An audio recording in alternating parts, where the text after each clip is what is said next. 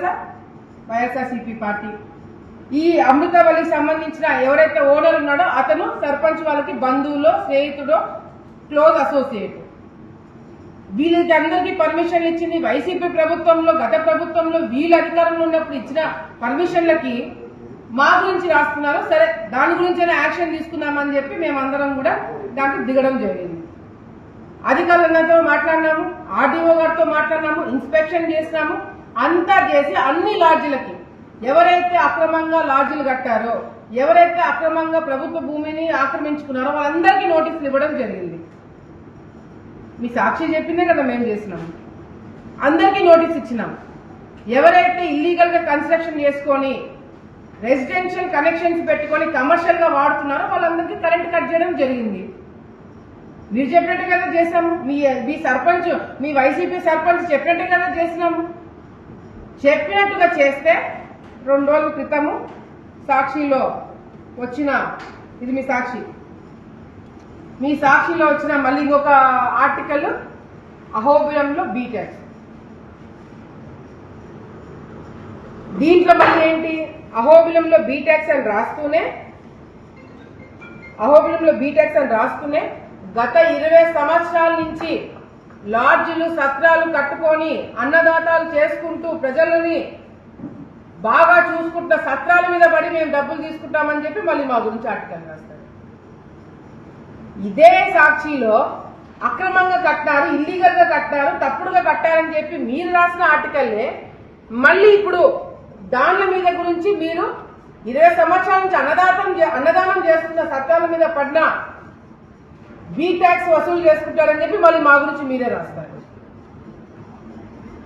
Telugu Desam party ప్రభుత్వంలో ఉన్న నాయకులు, ఎమ్మెల్యేగా మేము సత్రాలకి నోటీసులు ఇచ్చి వాళ్ళ కరెంట్ కట్ చేస్తున్నామని చెప్పి మీరే రాస్తారు.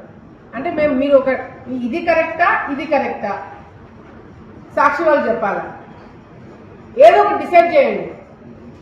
ఇది కరెక్టా లేదా 2 తప్పుడువా? ఎందుకు ఈ విధంగా మీరు తప్పుడు ఆర్టికల్స్ రాస్తున్నారు? ఎందుకు ప్రజలు తప్పుదావ పట్టాలని చెప్పి చూస్తున్నారు? ఇదే సాక్షిలో అహోబిలంలో ఏదైతే మీ సర్పంచ్ సంబంధించిన భర్త పూజారులని, అక్కడ పూజలు చేసుకున్న పూజారులని బండ బూతులు తిట్టాడు. మరి అటువంటిప్పుడు గతంలో మీరు ప్రభుత్వంలో ఉన్నప్పుడు ఏం చేస్తున్నారు? గత 5 సంవత్సరాలు మీరు అధికారంలో ఉన్నప్పుడు ఈ సత్రాల మీదకి మీరు ఎందుకు పోలేదు? ఈ సత్రాలు మీరు ఎందుకు క్యాన్సిల్ చేయించలేదు? మేము వచ్చి సంవత్సరమే కదా అయింది. గత 5 సంవత్సరాలు మీరే కదా ఉన్నారు. మరి ఈ సత్రాల మీద ఎందుకు యాక్షన్ తీసుకోలేదు మీరు? టెంపుల్లో అవినీతి జరుగుతుంది, బయట అవినీతి జరుగుతుంది. కేవలం వైసీపీ నాయకుల వల్లనే ఇదంతా మొదలైంది. మేము ఫుల్ స్టాప్ పెట్టడానికి చూస్తున్నాము, కానీ మీరు ఎక్కడ కూడా సహకరించట్లేదు మీ సాక్షి వాళ్ళు. లేదు, నేను మొన్న కూడా నా గురించి ఆర్టికల్ రాసినప్పుడు ఒకటే చెప్పిన, ఇప్పటికిప్పుడు నేను సిద్ధం. నా మీద నేను చేశాను, మేము వసూలు చేసుకుంటున్నామని మీరు ఒక్కటంటే ఒక ఆధారం చూపించండి, నేను రాజీనామా చేసేస్తా. ఒక్కటంటే ఒక్కటి నిరూపించండి, నేను రాజీనామా చేస్తాను. ఎక్కడ ఇట్లా సాక్షి వాళ్ళు మీరు ఏది పడితే అది రాయడం వల్ల ఎవరికండి నష్టము? ప్రజలకు నష్టం కాదు, మాకు నష్టం కాదు. ఎవరికి తెలుసా? మీ యాజమాన్యానికి. మీరు తప్పుడు రాతలు రాస్తే మేము కేసులు వేస్తాం. ఎవరండి రావాల్సింది? కోర్టు చుట్టూ ఎవరండి తిరగాల్సింది? మీ సాక్షి వాళ్ళు కాదా? మీ మేడం కాదా? భారతి గారు కాదా? ఆమె పేరు మెన్షన్ చేయరా? ఆమె గురించి కూడా ఆలోచించారు మీరు. నాకు తెలిసి ఎవరైతే ఈ రిపోర్ట్ రాశారో, ఎవరైతే ఈ ఆర్టికల్ రాశారో పాపం మర్చిపోయినట్టున్నాడు. ఈ ఆర్టికల్ రాసినట్టు, ఇది రాశారని మర్చిపోయి ఇది రాసినట్టున్నారు. లేకపోతే ఏ ఇల్లీగల్ కన్స్ట్రక్షన్స్ చేస్తున్నారని చెప్పి రాసిన వ్యక్తి ఆ ఇల్లీగల్ కన్స్ట్రక్షన్స్ వెనకేసుకుంటూ మళ్ళీ ఒక ఆర్టికల్ ఎట్లా రాస్తున్నాడు? ఇది మీ జర్నలిస్టులకే వదిలేస్తా నేను. ఈరోజు ప్రెస్ ఫ్రీడమ్ డేనా? ఈరోజు ప్రెస్ ఫ్రీడమ్ డే. ప్రెస్కి అంతో కొంత రెస్పాన్సిబిలిటీ ఉండాలి కదండి. ఎవరి కోసం రాస్తున్నారండి? దీనివల్ల మీరు ఆ చికెన్ దాని గురించి రాస్తున్నారు. ఆలగడ్డలో ఓట్లు వేసే వాళ్ళకి తెలీదా? ఆలగడ్డలో చికెన్ కొనే వాళ్ళకి తెలీదా రేటు తగ్గిందా పెరిగిందా అనేది?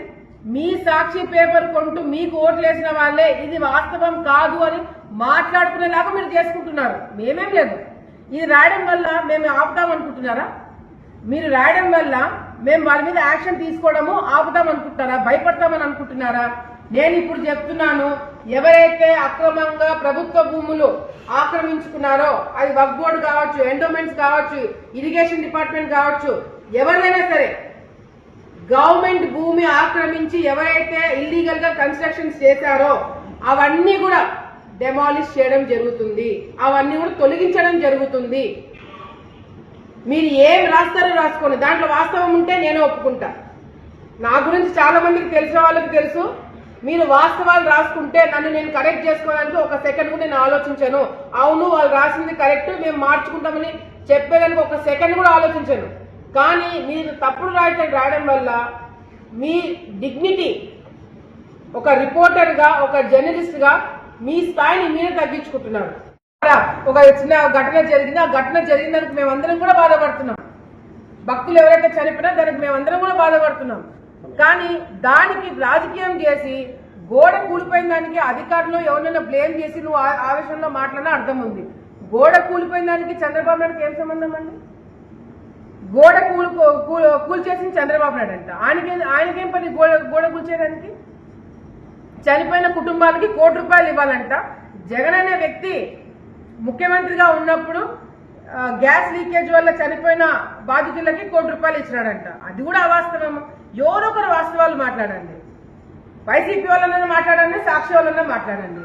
ఆ రోజు ₹1 కోటి ఇచ్చింది వైసీపీ ప్రభుత్వం కాదు, కంపెనీ వాళ్ళు ఇచ్చినారు. కంపెనీ వాళ్ళు ఇచ్చారు, ప్రభుత్వం ఇవ్వలేదు. మా దగ్గర లిస్ట్ ఉంది. మీ ప్రభుత్వంలో జరిగిన సంఘటనలకి మీరు ఎంత ఇచ్చినారు? మొన్న విజయవాడలో వరదలు వస్తే ₹1 కోటి ఇస్తారని చెప్పి తప్పించుకొని తిరుగుతున్నాడు జగన్మోహన్ రెడ్డి గారు. ఎవరో ఒకరు వాస్తవాలు మాట్లాడాలి కదా. కింద స్థాయి నుంచి పై స్థాయి వరకు ఎవరు వాస్తవాలు మాట్లాడరు, ఎవరు వాస్తవాలు రాయట్లేదు. సో దీనికి ఎవరు సమాధానం చెప్తారనేది కూడా మేము సాక్షి వాళ్ళని ఈరోజు ప్రశ్నిస్తున్నాం.